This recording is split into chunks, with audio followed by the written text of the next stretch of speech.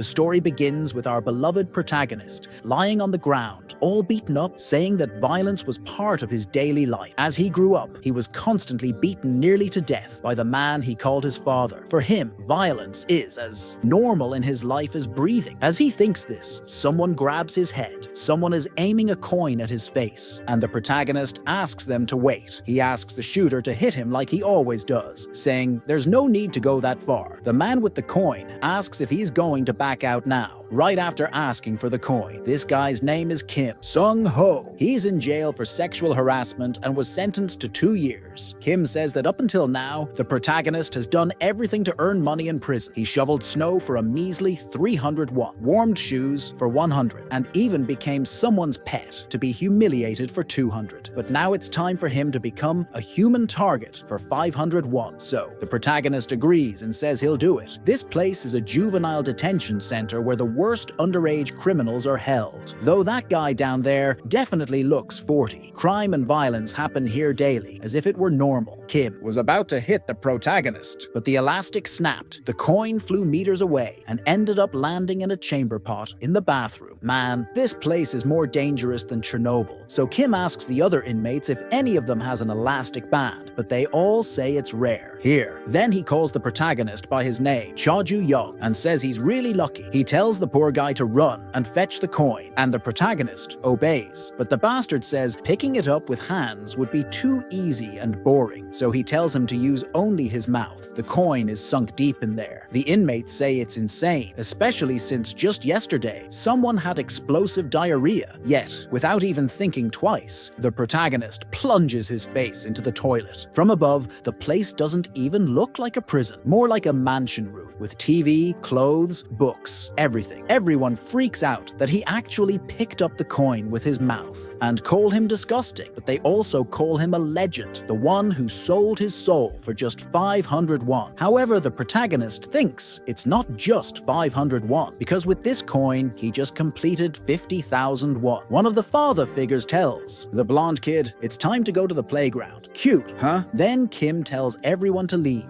telling the protagonist to go last because he reeks. Outside, they talk trash about him, saying he's a goner in a month, gave up on being human. After all, he tried to take someone's life. The protagonist was arrested for attempted murder and sentenced to 3 years. Kim says that money rules everything in prison, but wonders why the protagonist is so obsessed with it. Maybe he owes someone. A guard calls Young, saying he has a visitor. He wonders who it could be. Somewhere else in the prison, a girl shows up asking what happened to the protagonist. Why? He's so thin. She wonders if they're starving him or if he's getting beaten up, but Young says that's not it. She says she told him to make a strong impression in prison, even if that meant gouging someone's eyes out. This girl is the protagonist's childhood friend, and the only one who visits him. He asks why she keeps visiting and spending so much money. She gets annoyed, thinking he's calling her poor, and yells at him. She asks about the coins he gave her, and why he's saving money. She gives the coins back, saying she won't accept suspicious money, and he asks why. She says it's because of the promise they made, that when they graduate, they'd live together in Seoul. She says she'll handle the money, and he just needs to take care of himself in there. Then a guard announces the visit is over. She asks if he understood, and tells him to just focus on getting out of there. She also asks him to promise not to push himself too hard. She leaves, and the protagonist stops smiling. He's left alone, looking sad. He thinks about the promise they made.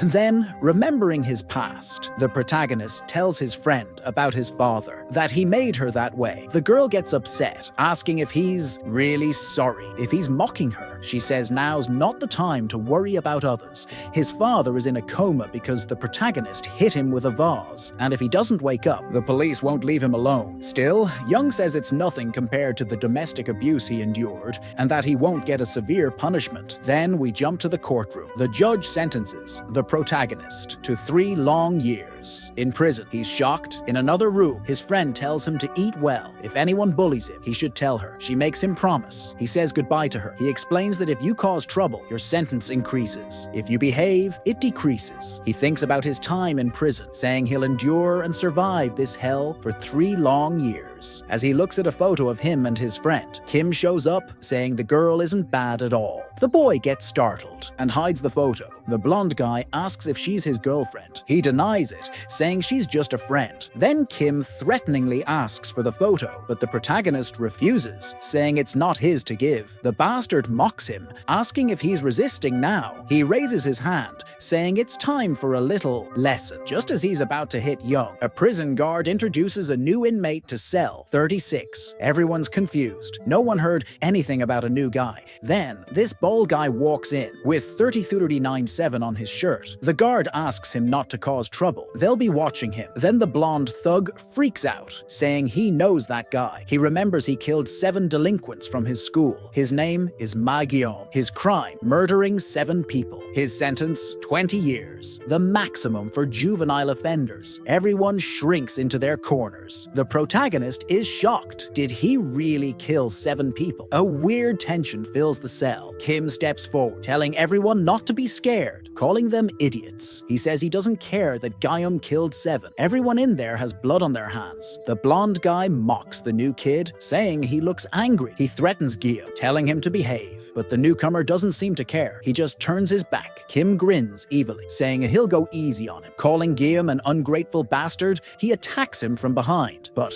the newcomer turns around and defends himself. Everyone's stunned. The blonde guy's pissed, thinking Guillaume's challenging him. Then he gets hit. Meanwhile, the protagonist thinks this guy is different. A guy who killed 7 people really isn't like the others. But surprisingly, it's Kim who lands the punch. Guillaume bleeds a lot. Young wonders why that happened. The poor guy gets beaten like a punching bag, while Kim mocks him, asking if he thinks he can challenge the boss. Kim says it doesn't matter if he's a killer or a thief. Everyone's beneath him. Everyone's disappointed. They thought the new guy was tough. The rookie gets beaten like a dog. While everyone laughs, the protagonist wonders if he's really just a weakling. Then the scene changes. Guillaume is kneeling in the center of the cell, which looks more like a luxury room. The self-proclaimed boss tells him to go fetch water, but Young notes that even after getting beaten, he stays quiet and refuses to obey. The bald guy is getting beaten, and the protagonist wonders where he learned to act like that. Not even a dog would be so clueless. The protagonist is cleaning the bathroom where he dunked his face, thinking that thanks to that useless rookie, he's the one suffering now. Later, that night, everyone's sleeping like princesses,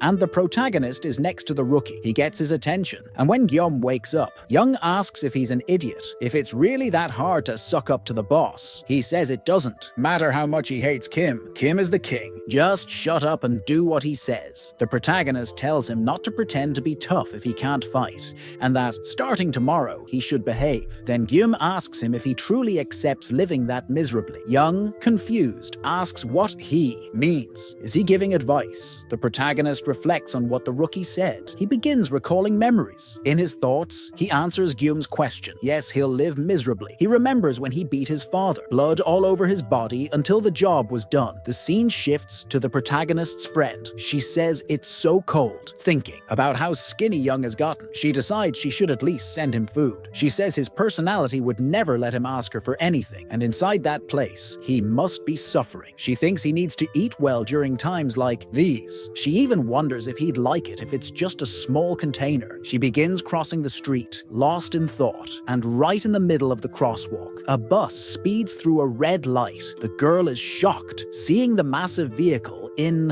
front of her. Meanwhile, the protagonist sleeps in his cell. His friend is in serious danger. In the middle of the street lies the container with the food she meant to bring him. She's lying unconscious. Food spilled everywhere. Back in prison, a guard tells Young he's sorry. He asks what it's about, and the guard says there was a fatal accident in front of the prison yesterday. In few words, the guard tells him his friend was in the accident. Young is stunned, frozen by the news. Back in the cell, an inmate watches the protagonist standing still. Confused, Kim bangs the door, annoyed, asking why Young hasn't cleaned the bathroom. He approaches, saying Young has forgotten the danger. Then the blonde guy notices something's wrong with Young. The bald guy says there was a car accident, and the girl involved was Young's friend. The blonde guy smirks, saying if she was visiting him, they must have been dating, asking why he lied. Mocking him, the bastard takes Young's photo and laughs, asking what he'll do now that his girlfriend's Violence dead. He holds up the photo, calling her pretty. Too much for a guy like Young, then asks if anyone wants the photo for 501. Starting an auction. First offer is 600, then 700, then 1,000. The fat guy asks if everyone can date the girl. The bald guy says he's crazy. You can't date a dead girl. The blonde guy, with a creepy face, says if Yeon were alive, he'd have a lot of fun with her until there was nothing left. The shaggy-haired one calls him crazy, asking if he wants to get arrested again. The fat guy asks if that's Kim's type, and Kim says what's wrong with his taste. Meanwhile, Young is silently sitting there, and the rookie is just watching. He remembers when he asked the protagonist if he accepted living miserably, and how. The boy got confused by the question, but outside those thoughts, as Kim blabbers on, the rookie senses something. A punch suddenly flies at the blonde guy's face. It hits him square. The protagonist threw it, slamming his face into the ground. With a blank expression, everyone is shocked. The idiot got knocked out cold, and I was wrong to say the protagonist had no expression. The guy is furious. Gyum is surprised too. He remembers a moment before, the protagonist asked if he wanted to know about his life, and said his father was the right-hand man of a low-level gang leader. Since childhood, violence was his routine, but that man was his father, so he had to endure until one day he couldn't hold back anymore. Hearing this, the bald guy looked confused and a little scared. The protagonist said that time was when his father touched his best friend. Back to the present, Kim wakes up from his nap, and the first thing he does is curse Young. The spectators now rush the protagonist. The boy says he only learned one thing from his father while being beaten nearly to death, and now he shows what he learned very well. He's spilling ketchup from everyone, and Gyum's just watching, not helping at all. Time passes, and the fight is nearly over. Everyone's knocked out, if they're even still alive. Red everywhere. The blonde guy is begging Young for forgiveness, trying to bribe him, asking how much he wants. With his strange personality, he says money sounds great, but while acting like Luffy, he says he doesn't need it anymore because the reason he wanted to leave this place, the reason he hunted coins like a madman, the reason he endured all this, all those reasons are simply gone. The protagonist remembers when his father used to tell him to follow in his footsteps and become a gangster in the future. He always said that. Every time he beat him, the poor boy gets up from the floor, but he's knocked down again and again. The protagonist thinks that violence repeats itself every single day. When he was younger, he couldn't even look directly into the eyes of the man standing in front of him. Meanwhile, his father tells him that he has to become stronger, strong enough to one day earn that tattoo on his body. The protagonist thinks that the place where his anger and his eyes couldn't reach was those damned dragon eyes. Back in the present, in the prison, the guards show up after hearing all the noise, asking what's going on, but one of them is shocked by what he sees. He asks what the hell happened there. He can't believe it and questions the protagonist. Was it really him who did all this? And the boy admits it, saying he was the one who caused all that mess. Later on, the little monster is in another cell, isolated from the others, holding a piece of paper in his hand, a photo of him and his friend. He's visibly shaken, thinking about her, and he remembers a memory where she calls him crazy. She asked what kind of father beats his own son the day before the school entrance ceremony. She says that was way too much. Besides, he didn't even come to congratulate the poor boy. Young says it's fine because it's not the first time, but she insists it's not fine. She says she needs to talk to his dad, but the protagonist reminds her that she promised never to go to his house, and if she breaks that promise, she'll have to call him Appa for the rest of her life, which would be super embarrassing for her. The protagonist's friend says he sure knows how to humiliate a girl who doesn't even have a home, but Young says that's not what he meant. Out of nowhere, she brings up the city of Seoul. She says that once she finishes high school, she's going to move there. She's fed up with the frustrating orphanage life and this suffocating neighborhood. So she'll go, graduate from a good university, join a major company, rise in life, and get a luxurious apartment. The protagonist asks if she's really that materialistic, and she says he should already know that, but the poor guy gets sad and thinks if she leaves, he'll be all alone in this city. Then Yeon asks if he's going to come with her, almost like she's making a request. The boy is surprised, but then they make a promise.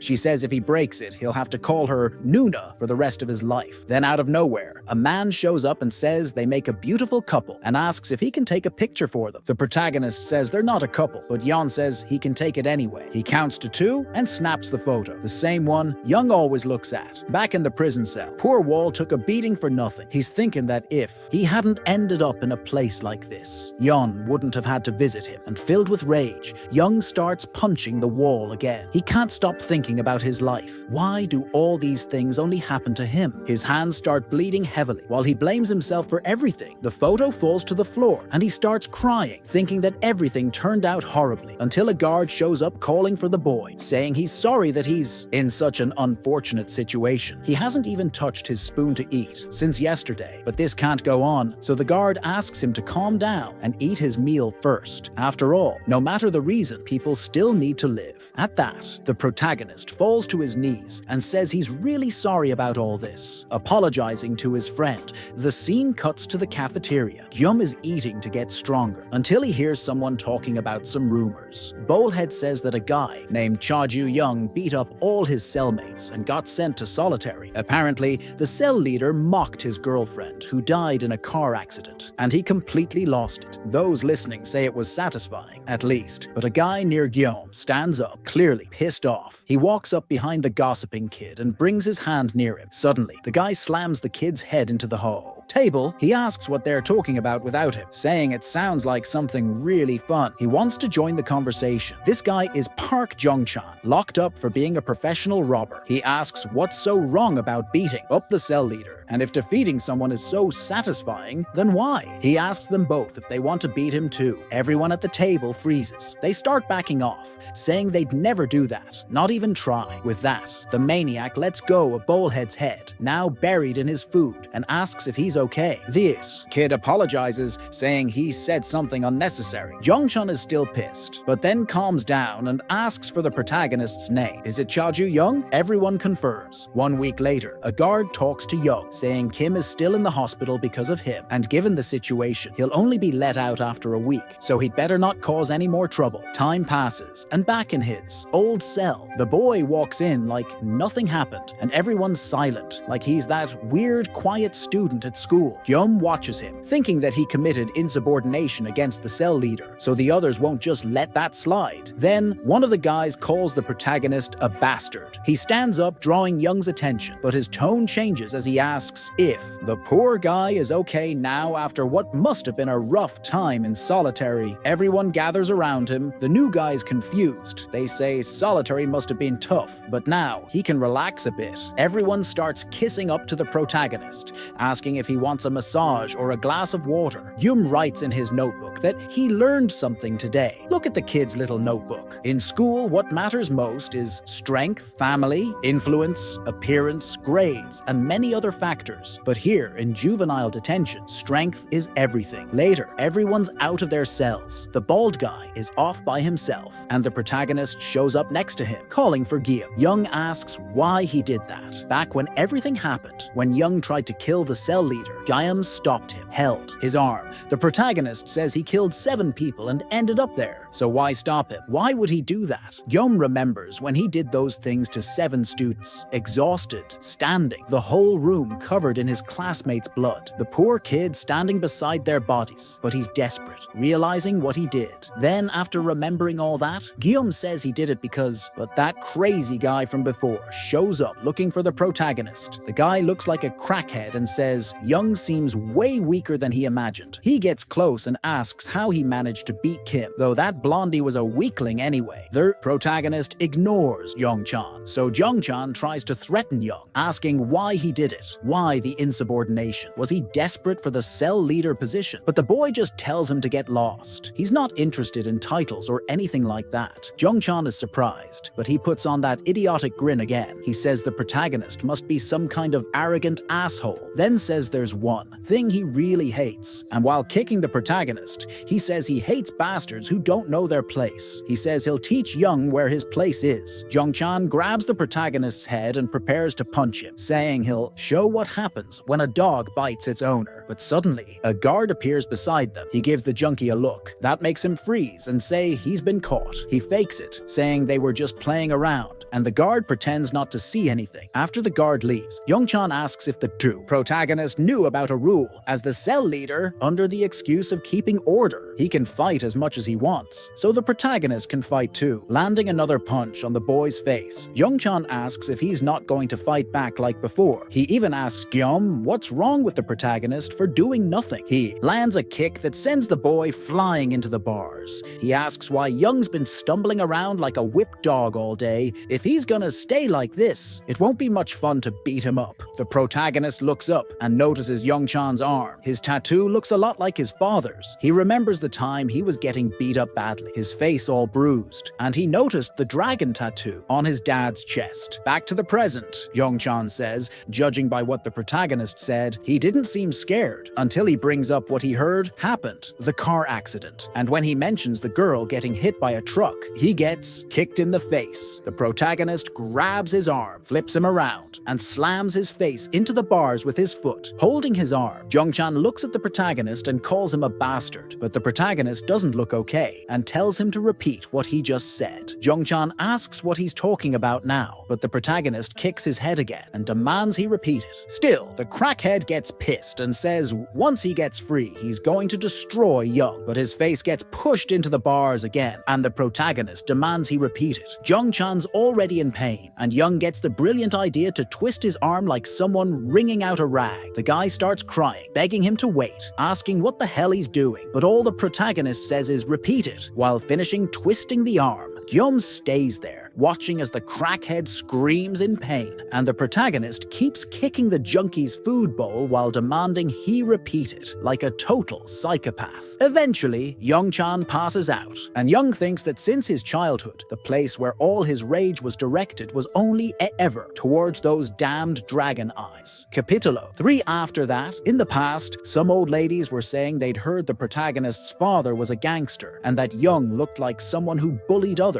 That's why they thought he'd be a bad influence on the neighborhood. But meanwhile, the boy was thinking that staying calm, that was what he did best. He arrives at the gate of his house, but then he hears some strange noises. It's a scream, someone shouting from inside, and he recognizes that voice, which makes him even more worried. When he gets to the living room, his father says he arrived just in time. The monster is standing right there in the middle of the room, looking like Baki's dad, while his friend is lying on the floor. His father asks if that girl is his friend, and the poor guy stares in desperation and starts shouting her name. His father says she suddenly barged into someone else's house and started saying all sorts of nasty things. She said that if he ever laid a hand on the protagonist again, it'd be better if he didn't have a father like that. Young remembers when she said she'd go to his house to talk to his father, and the monster says that's why he had to scold her a little. Young can't take it. He starts to get really angry, but even then, he reminds himself he has to stay calm, since staying calm is what he's really good at. But then his father, looking at him, opens his mouth and tells him to say this to her. If she says something like that again, he'll have to do something unpleasant. And with that, all that calm vanishes, and Young thinks that on that day, he did something he doesn't regret even a little bit. The monster of a father says that if she talks like that again, he'll send her where her parents are. But the protagonist is already moving behind him with malice. After that, everything goes silent, only his friend is left in the living room. Meanwhile, Young is somewhere else, beating his father to what appears to be death, while thinking he couldn't stay calm like he always does. Sometime later, at the hospital, a doctor says his father is in a vegetative state. The chances of him waking up are minimal. What a shame, although not really. The doctor says it'll take a miracle for him to wake up. Young is still visibly on edge. He remembers his father's tattoo, and he thinks that now, finally, things are as they should be. With that, it's all over. But cutting to a new scene back in the Juvenile Detention Center, an audience of inmates wonders what's going on, and some say Young just got out of solitary and is already starting trouble again. The crackhead's arm is twisted all over, and the protagonist is just staring at the masterpiece he created. Some guards show up announcing that exercise time is over, and everyone needs to go back to their cells. So the kids start heading to their rooms. There's There's someone watching everyone through a window, and someone next to him asks if it's too noisy outside, saying maybe that's because there are too many energetic kids living together there. The man says he's happy. The guy watching the inmates is doing well since he just got out of the hospital. That man's name is Kwon Chang-sok, and he's the director of the juvenile prison. By the way, Kwon asks who this man came to see in a place like this. He's already got a feeling. Cutting to another scene. Everyone in the protagonist's cell is kneeling, terrified, staring at young. Juyum is a little hesitant, standing next to him. In his notebook, he writes that he thinks he's going to share a cell with an absolutely insane, totally deranged guy. But a guard shows up, calling the protagonist's name, telling him to come over because he's got a visitor. Cutting to another scene. The protagonist is walking alongside one of the guards. In his thoughts, he's wondering who could possibly be visiting him. His mother ran away when he was very young, and all his relatives are avoiding him. So once again, he asks himself, who could it be? They arrive at the director's office, and the protagonist is surprised. He wonders why he's even there, until someone starts speaking, saying it's been a long time. The protagonist feels an overwhelming pressure. Remembering his father, he wonders how this is even possible. The man says it was really nice seeing him so full of life that day. Then we get a flashback of his father in a coma. Young is in disbelief, thinking this is impossible. The not-so-mysterious man is, of course, the protagonist's father. His name is Cha Gangryong. Young remains terrified. He asks his father how he's even here. Then the old man from earlier shows up behind him, calling him a brat, saying he looks surprised. The old man says Gangry woke up miraculously not long ago, and asks the protagonist if that's a blessing, saying it's good his father is healthy. Young remembers the doctor saying his father's chances of waking up were basically zero, but then wonders why he's perfectly fine now. Meanwhile, Gangry says it's unbelievable. Despite being the right-hand man of an organization his whole life, the person who put him in that condition wasn't anyone he expected. It wasn't any of his enemies, or even the police. It was his own son. His father tells him that when he woke up and realized he was in a hospital, he was heartbroken. The protagonist wears a fearful expression, while his father puts on an act so ridiculous it makes you mad, saying that as his father, he really wanted to see him. Out of nowhere, Gangry tells Young that he loves him, and there's nothing he wouldn't do for his son, so he had no choice but to take that girl's life. Gangry remembers her when he saw her, terrified. When the truck came so close to her, the food flying across the pavement, her body on the ground, even when she could barely breathe. He was right there, watching it all. She even asked him for help, thinking he was just a regular person. She begged. The protagonist is already starting to lose it hearing this. Gangry says she realized just before the end that it was him, and he even asked if she'd seen a ghost. She told him the protagonist would be better off without a father like him, and angrily, he told her that's what a father can do for his son. Then, seeing that his job was done, he turned around to leave, but before going, he told the girl that maybe she didn't understand, since she didn't even have parents to begin with. He thought the protagonist was a pathetic son who would just stay silent. But that day was the first time he saw Young act. He realized the girl was the trigger, so he got rid of her. He came back from far away just to kill her, all for the sake of his son. So after hearing all this, that old man notices something in the protagonist. He tells the boy to wait, and when he sees Young charging at his father, he orders everyone to restrain him. The protagonist is consumed with pure rage, but then something terrible happens. The guards use taser guns to stop Young, and his body loses all control from the electricity. He collapses on the ground, unable to move. He tries, but there are too many tasers at once. The old man says that scared him a lot, and the poor boy is writhing in pain on the floor. His father walks up to him, asking if he wants revenge by killing his own father. Then he says he'll tell him the only way to end his life. Some members of the organization are already inside that juvenile facility. For now, they barely have tattoos, but some of them will surely become key players in the future. So he tells his son to prove he's the best of them all and take control of the juvenile prison. If he rises in the ranks and gains recognition, one day maybe he'll be able to defeat him and even surpass him as the organization's second in command. Gangry tells his son to prepare himself himself to face the organization called Heavenly Dragon. If the protagonist makes it out of that place, he'll achieve what his father never could in his entire life. And if Young does that, his father's life will finally be complete. He says this with that disgusting smile of his. Gangry asks the old man to take care of his son, and the old man tells him not to worry, but to ease our rage a little. Something good happens. The guards get scared, and they start increasing the taser intensity. The cowardly old man panics again, asking what's going on now. Meanwhile, Gangry is just chilling there. The protagonist starts pushing harder to resist, yelling at his father to stop talking bullshit. Gangry turns to look at Young, and the boy is already out of his mind behind him, saying he's going to kill him, and he's going to do it today.